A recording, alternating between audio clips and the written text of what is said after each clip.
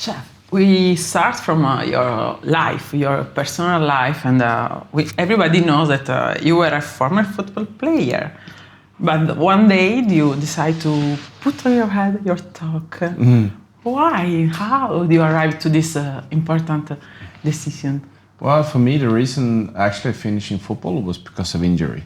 So I didn't have any other options. So cooking is my backup plan. So yeah, it was due to injury. That's why I needed to stop. Okay. Did you take in your kitchen your experience of a team and you transferred there your experience? Yeah, I mean, there's a lot of similarities to running a restaurant and especially a Michelin star restaurants, because it is a team working together to achieve a common goal.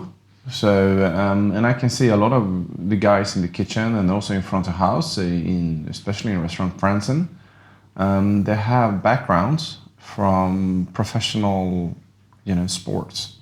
So, yeah, there's a lot of similarities in that way, yes. It's very similar, the way of manage people in a team. Yeah, there's a lot of similarities, and so for me, it was all. There was a lot of positive things to take with me from the football into a professional kitchen. For example?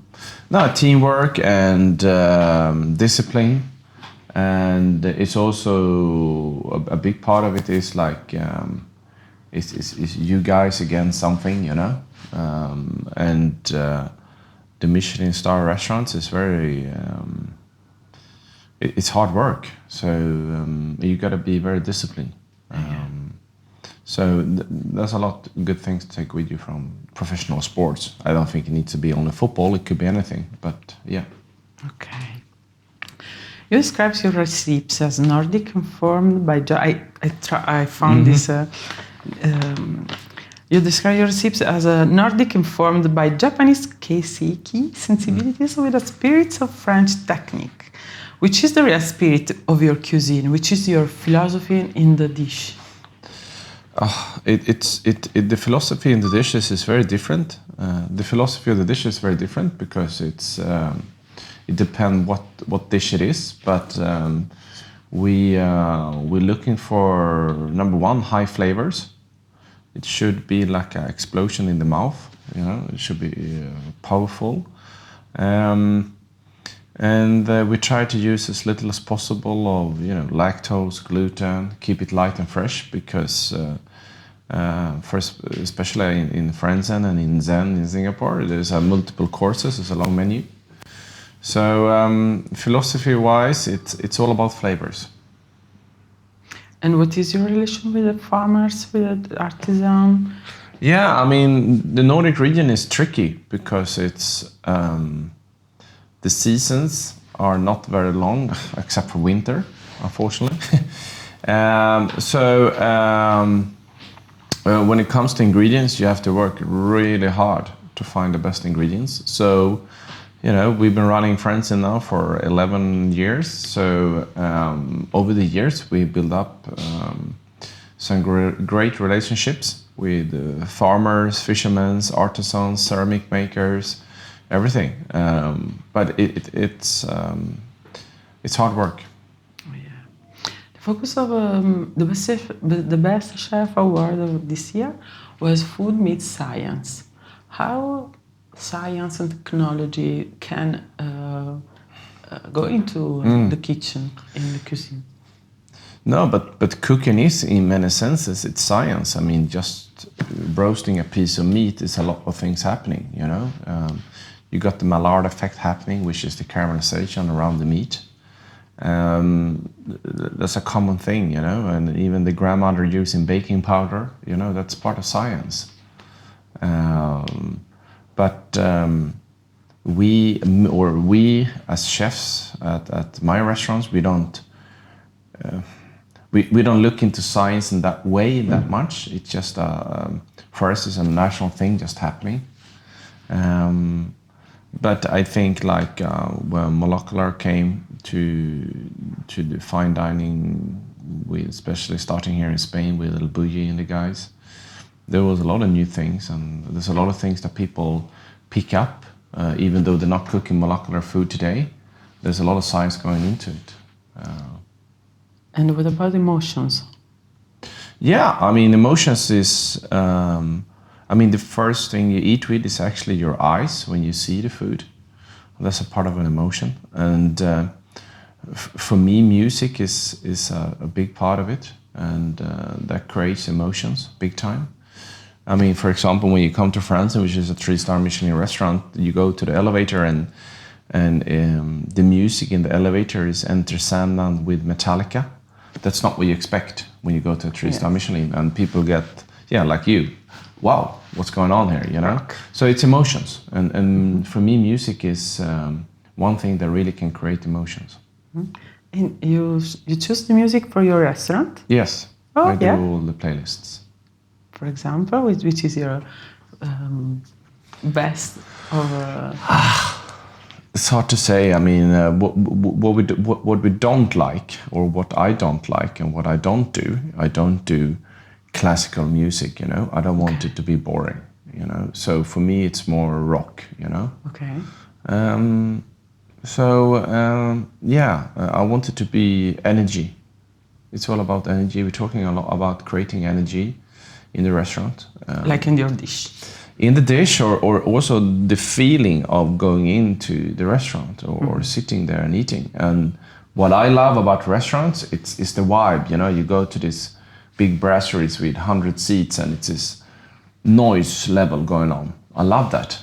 And I think that should be also in even a fine dining restaurant. But obviously it's better food and better service and better wines, and et cetera, But it's that vibe of restaurant I love. Okay. And now, what are you working on currently? How do you mean? I'm working on shitloads of things. Oh, yeah. Start with No, but it's everything from opening new restaurants new to project. create. No, but it's everything from opening new restaurants. It's everything from we are right now in the mood of, or in the mood, we are in the middle of creating the first Frantzén cookbook. And it's autumn in Sweden, which meaning that we need to change a lot of dishes. And autumn is a short season. It's only 6-8 weeks maximum. Bam, then it's into winter. So, you know, it's all about planning the winter menu, and so much going on all the time. Which is your relation with time?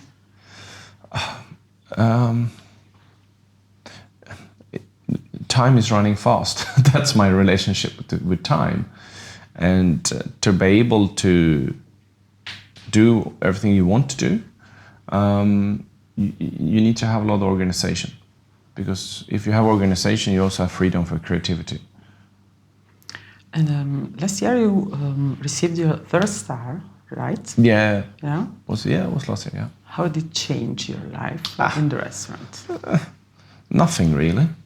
I mean, you don't start a restaurant or you don't become a chef. I didn't. I can't speak for all the chefs, but I think I can. You don't do it because you want Michelin stars. You do it because you love restaurants or you love cooking. And for us, there's no difference if we would have 2 stars or 3 stars. It's the same. We're there to do a job every day, and it's a cliche, but it's like to say I think it's in the Navy Seals, the only easy day was yesterday. But it's true, you know. When you get a 3rd star, you get it for what happened last year. So, you know, you just keep on doing it. So in this new year, anything is changed, for example, with your customer profile? No. What I'm actually surprised about is that we still have more Swedish people than international. Which in the old location we moved 3 years ago, it was about 50-50. But here in the new location, they've gone really patriotic, the Swedish people, because it's the first 3-star in Sweden. So people are coming from all over the country to come and support and try it. That surprised me. But other than that, we've been very lucky. We always been a fully booked restaurant, and so it hasn't changed in that way, really. What do you think about this ranking for chef? But it's hard. I mean, because I don't think there is something.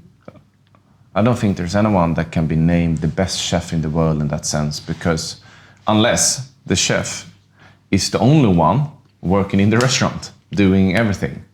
Well, that's not the case for me. We are 35 people working in Frantzén. So I think it's more a mirror of what people think about the restaurant, obviously. And because I'm the founder and the chef patron, that's why I get the votes, because I have the best team. To be honest, I mean that's what it's like. That's what it's all about. Okay. But yeah, it's all awards. It's a bit like putting it's a bit putting like wood on a fire. It flames up a little bit, but for us it's no difference. We on Wednesday it's normal service. We fly back early in the morning and we're there for service. What advice would you give chefs aspiring to open a restaurant or become a chef? Yeah, I mean, restaurants are difficult because you also have small margins. So my advice would be, cooking. There's a lot of great chefs out there that can cook, but you need to learn, the economics behind it. So I would say, if you're not very good on Excel, take a course. Because you need, because the margins are so small, and the better ingredients you're working, your margins are getting even smaller. And it's gonna take time. And it's gonna take time, you're gonna work hard. I used to joke about it. Many years ago, the restaurant in the old location was ranked like the 12th best restaurant in the world. And I used to joke with my CEO and said, if this was a lawyer firm and we were ranked the 12th best lawyer firm or private banking in the world, we would fly in helicopter to work. But I'm taking the subway, because it's small margins in the restaurant industry. So you got to prepare to work hard, and you need to learn also the economics. And what about in these few days? People talk about the problem of few female chefs in restaurants. What is your idea? There's two things about it. Number one, I think it's changing. And I think it's changing also because life is changing. The balance between men and women is changing in a better way. To 100%, especially up in the Nordic region. Number two, yes, we're talking a lot about female chefs, but if you're looking at the front of house situation, there's generally more women than men. So, you can ask, why is it like that then? I don't know. I honestly don't know. But I think what we're coming from in the restaurant industry and in the kitchens with screaming chefs and very Bordeaux and that sort of atmosphere, that's changing because there's a shortage of chefs out there. So you can't be like that. You can't be an asshole anymore. You won't get any staff. So it's changing. And I think that's leading the way for the women also. It's been a tough environment 20, 30 years ago and before that for women in the kitchen. But it's changing. And I'm really happy for that. And it's part of my job also to make sure that change is moving fast. Okay. There was one day or in one situation sorry, I talk in Italian. Yeah, that's fine. When you was afraid. Yeah. During your change of life. No.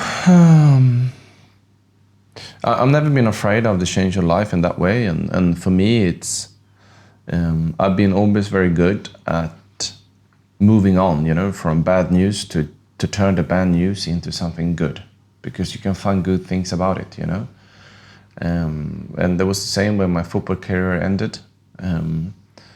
it was the next day trying to find a job and go from there.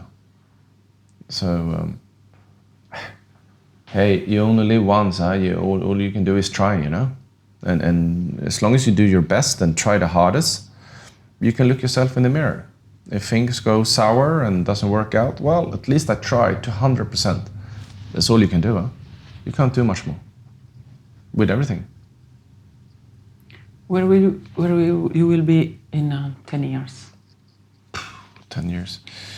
In 10 years' time, I'm 52. I have no idea. If there's anything I know now, when I'm 40, is that you will not know what will happen in 5 years' time, because things are happening and things are changing. You never know. I have no idea. But hopefully, I'm still enjoying coming to work every day as I do today, and I have a good balance between work and time off to spend time with my family and my friends. It's been too little of that over the last 20 years. It's been too much work in that way. But it's also hard because cooking is also my life. Yeah, it's my life, and it's my passion, it's my hobby. So it's difficult to. I never think about how many hours I work.